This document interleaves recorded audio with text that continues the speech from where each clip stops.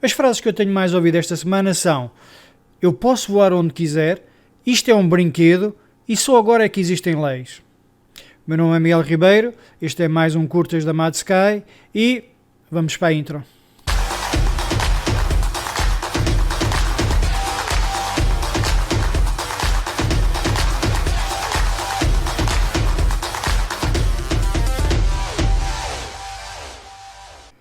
Antes de irem correr a colocar um gosto neste vídeo ou então a subscrever o canal se ainda não fizeram, vamos de uma vez por todas esclarecer o seguinte. Nunca, de nenhuma forma e em lugar algum, estes equipamentos depois da década de 50 puderam voar sem que de alguma forma estivessem sujeitos a regras. O que se passa é que as pessoas associam, e muito bem, estes equipamentos a aeromodelos. E então também associam o aeromodelismo a algo que se pode fazer sem regras, que podemos voar quando quisermos, onde quisermos, e também não é assim.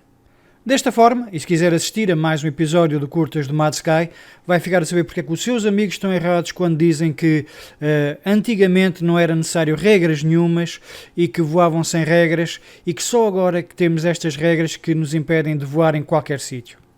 Para poder compreender e para depois dizer aos seus colegas porque é que eles estão errados, vamos ter que ir fazer aqui um pouco de regresso ao passado e ir ter um pouco de uma aula de história para entender quais é que foram os processos que deram origem a que estas aeronaves sempre tivessem que ter uma autorização para poder voar em determinados locais. Ainda antes da Segunda Guerra Mundial terminar, na Convenção de Chicago, em 7 de dezembro de 1944, foi criada a ICAO, a Organização da Aviação Civil e Internacional. E embora tenha sido criada nesta altura, apenas 3 anos mais tarde, iniciou em funcionamento como agência especializada das Nações Unidas. E foi criada com o propósito de definir as normas e recomendações, também para se dedicar àquilo que era a promoção da segurança da aviação civil internacional, assim como para fomentar a eficiência operacional e a regularidade do tráfego aéreo. Tinha também a seu cargo a cooperação internacional para harmonizar as regras e procedimentos de voos, e é aqui neste item que nós vamos depois falar mais um pouco. Era também feita para desenvolver aquilo que era o planeamento e a modernização das infraestruturas e, finalmente, também para a investigação e para melhorar a segurança e a eficiência. A ICAO não legisla diretamente dentro dos países, mas os Estados-membros comprometem-se a seguir aquilo que são as regulamentações introduzidas pela esta agência na Convenção de Chicago. Ou seja, efetivamente, a ICAO é quem define as regras técnicas e de segurança naquilo que é a aviação civil internacional. E Portugal foi um dos primeiros signatários e, como tal, cumpre com as leis da ICAO. Indo agora um pouco para aquilo que é o tema que nos traz aqui hoje, e referindo também aquilo que é a definição da aeronave que a ICAO utiliza até hoje e que está no anexo 7 da Convenção de Chicago, diz algo assim: qualquer máquina que possa obter sustentação na atmosfera pelas reações do ar é uma aeronave.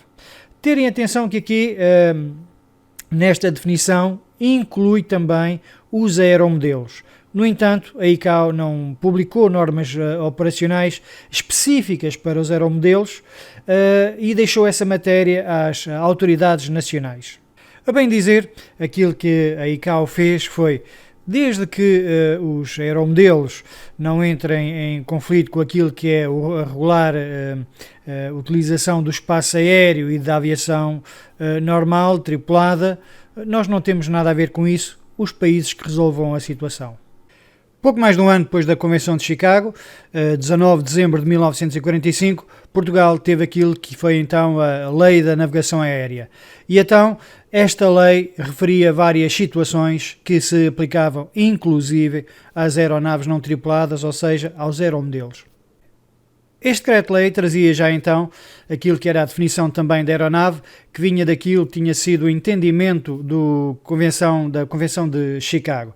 E então dizia logo no seu artigo 2 que uma aeronave é qualquer aparelho que possa sustentar-se na atmosfera pelas reações do ar, independentemente de ter ou não motor. Este artigo inclui mesmo aeronaves sem piloto a bordo e, inclusive, aeromodelos.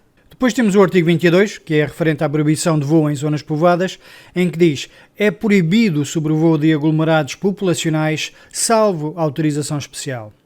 Ora, apenas nestes dois artigos que enunciei, em Portugal, desde 1945, não é possível operar com drones em áreas urbanas.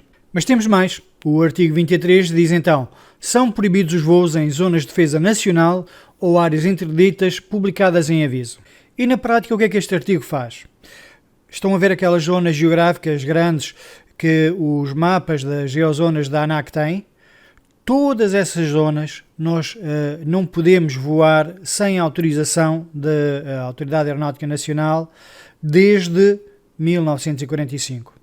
Ou seja, desde essa altura, nós, para voarmos dentro dessas áreas, temos sempre que pedir autorização à Autoridade Aeronáutica Nacional. Continuando com o artigo 26, nenhuma aeronave poderá ser conduzida de modo a pôr em perigo a vida ou bens de terceiros.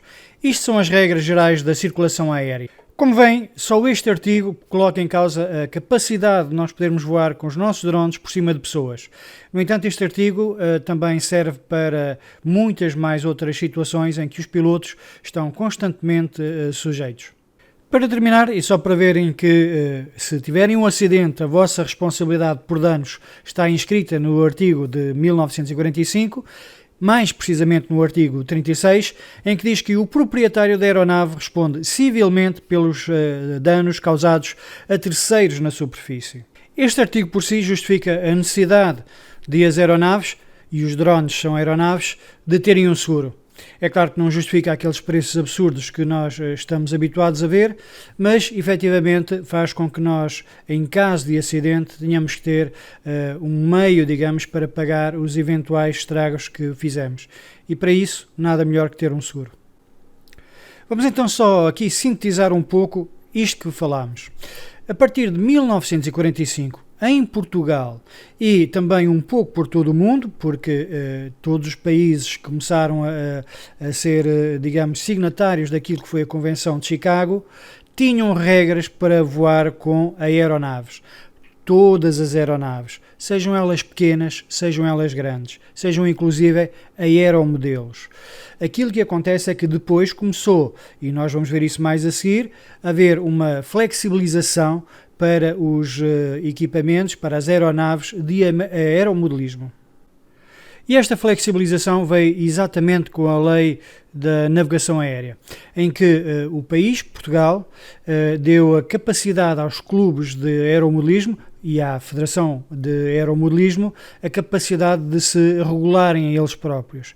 E então, desde que estivessem dentro de locais apropriados para a prática de aeromodelismo, desde que tivessem também leis próprias para regular esse mesmo local, não havia problema, podiam voar à vontade.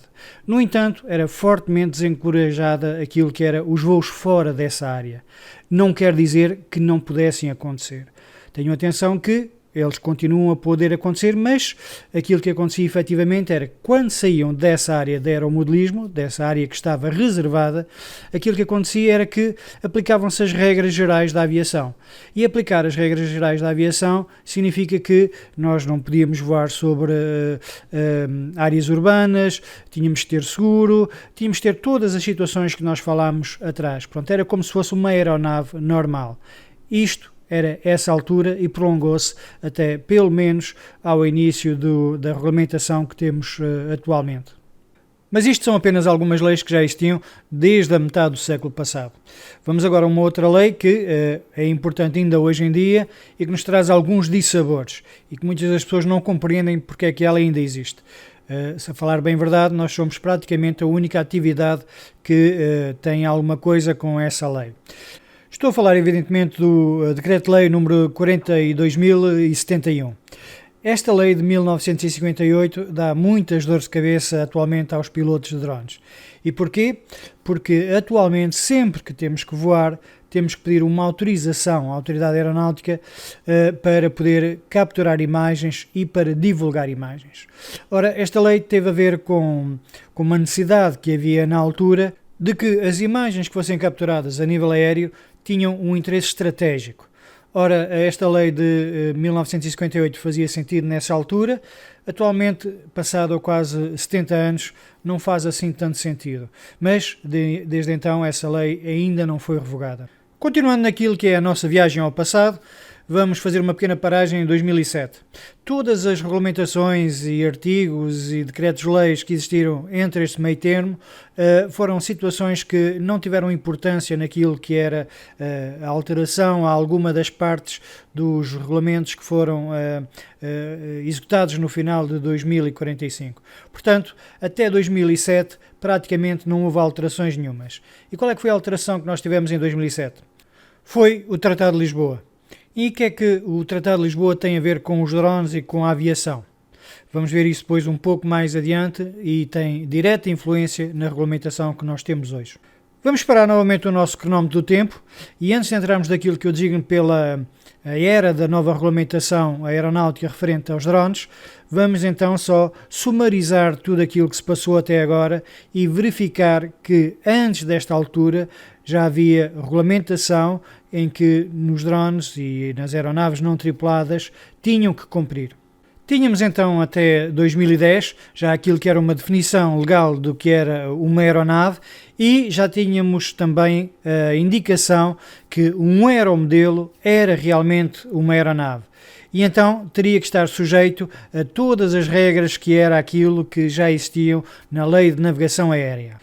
E esta lei de navegação aérea regulava toda a circulação aérea, a utilização do espaço aéreo e ainda as infrações e as responsabilidades civis. E como não havia artigos específicos para aeromodelos, estes eram enquadrados por exclusão de partes. A saber, era proibido sobrevoar zonas densamente povoadas e sem autorização, era proibido já nesta altura operar em espaço aéreo controlado sem coordenação e era obrigatório respeitar a segurança de terceiros e bens. Nesta altura, a entidade competente era o INAC, o Instituto Nacional da Aviação Civil, agora conhecido como a nossa ANAC, e podia intervir caso houvesse algum tipo de incidente ou acidente ou ainda alguma denúncia, mas aquilo que acontecia era que, tal como agora, ou se calhar ainda menos, a fiscalização era mínima e assumia-se também que o aeromodelismo recreativo estava mais ou menos tolerado em campos próprios ou em locais afastados e desde que não houvesse risco. E toda essa regulamentação era deixada às associações de aeromodelismo. A Federação Portuguesa de Aeromodelismo tinha campos e clubes afiliados e pistas com seguros e regras próprias. E podia-se apenas operar dentro dessas áreas. Fora desses campos não era ilegal em si, mas o piloto tinha que assumir a responsabilidade pelos acidentes, pelos danos, com base naquilo que era o Código Civil. E podia ser sancionado se infringisse as normas do espaço aéreo ou se pudesse colocar em risco pessoas e bens. E não tinha uma proteção do seguro federativo. Então, antes de 2010 e antes deste boom dos drones, embora não fosse explicitamente proibido os aeromodelos voarem fora das áreas de aeromodelismo ou em áreas ermas, aquilo que havia o entendimento era que só nesses locais é que poderia haver voos de drone. Não poderiam entrar para áreas urbanas onde existisse população, sob o risco de estarem em cumprimento com a lei da navegação aérea e ter que responder civilmente por alguma situação que acontecesse. Vamos avançar então até 2011, em que surge a Circular 328 da ICAO. E este documento foi o primeiro a falar de uma forma sistemática sobre aquilo que era os UAS, ou seja, os sistemas aéreos não tripulados. Foi aqui que, pela primeira vez, houve uma clarificação por parte da ICAO que os drones são aeronaves. E este documento tinha indicações de como orientar os Estados para integrarem os drones dentro do espaço aéreo de uma forma segura e compatível com a aviação tripulada. Surgiu também aquilo que era uma distinção clara entre os drones, que faziam parte da aviação civil internacional e sujeitos às mesmas regras da ICAO, e que o princípio seria que sempre que um drone voasse em espaço aéreo civil deveria ter o mesmo nível de segurança que uma qualquer outra aeronave não tripulada. E depois haviam então os aeromodelos em que, como sabem, eram considerados aeronaves, mas ficavam ainda sobre a regulamentação nacional. Ainda devido a esta clarificação por parte da ICAO que os drones são aeronaves, a Autoridade Aeronáutica Nacional, no ano seguinte, em 2012, começou a implementar aquilo que era a regulamentação de 1958. E então, a partir desta altura, os drones tiveram a necessidade de começar a pedir autorização a esta entidade para fazer a captura e a divulgação das imagens. Mais uns meses para a frente, em agosto de 2013, a INAC, na altura a atual ANAC, emitiu aquilo que foi a primeira circular aeronáutica onde falava explicitamente dos drones. E então esta circular dizia que todos os voos com drones, à semelhança, por exemplo, dos fogos de artifício e o lançamento de balões, eram considerados atividades perigosas. E como tal, tinham que ter, pelo menos a nível comercial, sempre autorização por parte desta entidade para fazerem os voos. Esta circular baseava-se ainda muito naquilo que era a Lei Geral da Aviação e surgiu apenas, a meu ver, porque havia uma necessidade por parte da ICAO em que os países começassem a ter alguma legislação própria relativamente aos drones. Mas isto era apenas uma circular de informação aeronáutica e não era uma regulamentação própria. E então passaram 3 anos até que em 2016 a ANAC teve então aquilo que foi o primeiro regulamento mesmo dedicado às aeronaves não tripuladas. Foi o regulamento 1093 de 2016, em que nós não sabíamos na altura, mas foi a altura mais simplificada de voar com drones. As exigências eram realmente muito pequenas, mas estavam lá já nesse regulamento. E porquê é que estas exigências não eram assim tão grandes? Porque já se sabia que a nível europeu iria surgir uma regulamentação e então a ANAC nunca quis que essa regulamentação que nós iríamos ter em 2016 depois fosse mais gravosa do que aquela que a regulamentação europeia depois traria. E assim fizeram apenas umas, digamos, leis básicas para que os drones pudessem voar em segurança. Lembro-vos de ter falado um pouco atrás do Tratado de Lisboa? Pois bem, esse Tratado de Lisboa vai ter importância para aquilo que vai ser o próximo regulamento que nós vamos falar. O Tratado de Lisboa teve 2 princípios importantes que têm a sua fundamentação para a regulamentação futura dos drones. A primeira é que existe uma livre circulação de pessoas, bens e serviços em toda a União Europeia. E a segunda é que a União Europeia vai ter a capacidade de legislar sobre aeronaves com menos de 150 kg. É então através deste tratado que nós chegamos depois ao Regulamento da União Europeia 2018-1139. Ele também foi chamado de Basic Regulations da Aviação Civil Europeia e entrou em vigor em setembro de 2018 e substitui o antigo Regulamento 2016-2008. E o que é que este regulamento trouxe de novo? Antes, a União Europeia apenas regulava aquilo que era as aeronaves acima dos 150 kg. Depois deste regulamento, aquilo que acontece é que ela começou a regular todas as aeronaves, desde as mais pequenas às maiores e inclusive os drones. Estabelece ainda um quadro legal para os drones e reafirma que os drones são aeronaves. Neste regulamento abre também as portas àquilo que será a futura regulamentação que nós temos atualmente, ou seja, o regulamento 947 e o 945.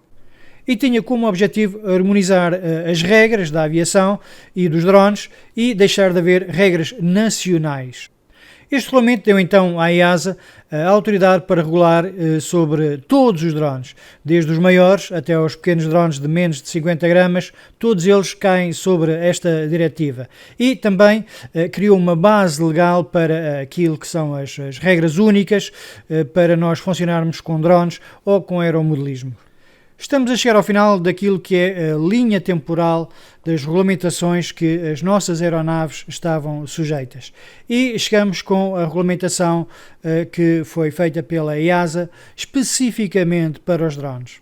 Essa regulamentação foi criada nos meados de 2019, com aplicação depois em 2020. No entanto, devido ao Covid, ela só entrou efetivamente em vigor em 2021 e criou 2 regulamentos principais.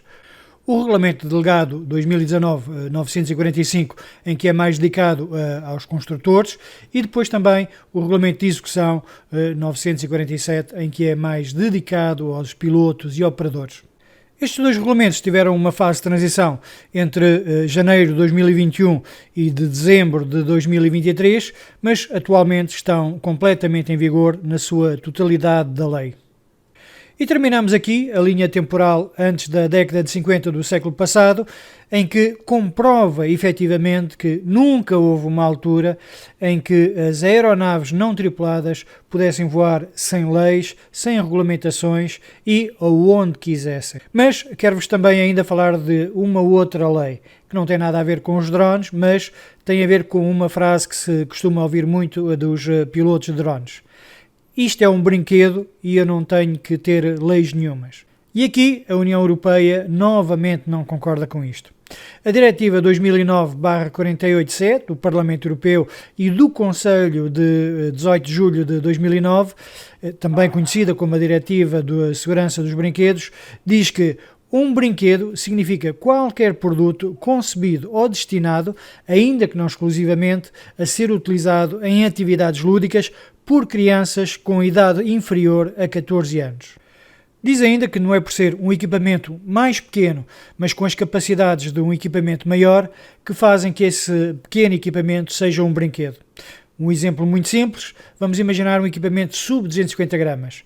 Ele tem todas as características, por exemplo, de um equipamento como, por exemplo, um Inspire 3 que tem quase 4 kg de peso. Desta forma, e apenas se a caixa do seu drone brinquedo tiver a indicação que é para crianças com menos de 14 anos, é que ele pode ser realmente considerado um brinquedo e estar fora desta regulamentação que nós tivemos a indicar aqui durante todo este vídeo. Chegamos ao fim de mais um curtas com mais de 20 minutos, mas que foi necessário para explicar que todas estas aeronaves sempre tiveram por base uma regulamentação que teríamos que cumprir. Se alguém alguma vez lhe disser que os drones não têm a regulamentação, mesmo os mais pequenos, mostre-lhe este vídeo e faça-o compreender que, efetivamente, estas aeronaves sempre tiveram que obedecer a algum tipo de regulamentação. Atualmente, os regulamentos que os drones têm que cumprir são os regulamentos de execução 947 e o regulamento delegado 945. É claro que, inclusive, eu tenho algumas coisas que não concordo com ele, mas tento voar, pelo menos, tendencialmente dentro daquilo que é a legalidade. E se todos nós tentarmos fazer pelo menos isso, estaremos a contribuir para uma maior segurança no ar e, eventualmente, para que as regras não tenham tendência a ficar cada vez mais restritas. Espero que o tempo que tiveram a assistir a mais este episódio do Curtas do Mad Sky tivesse valido a pena e que o seu conteúdo tivesse sido útil, informativo e esclarecedor. Como sempre, e mais uma vez, voem muito, voem em segurança e, acima de tudo, divirtam-se.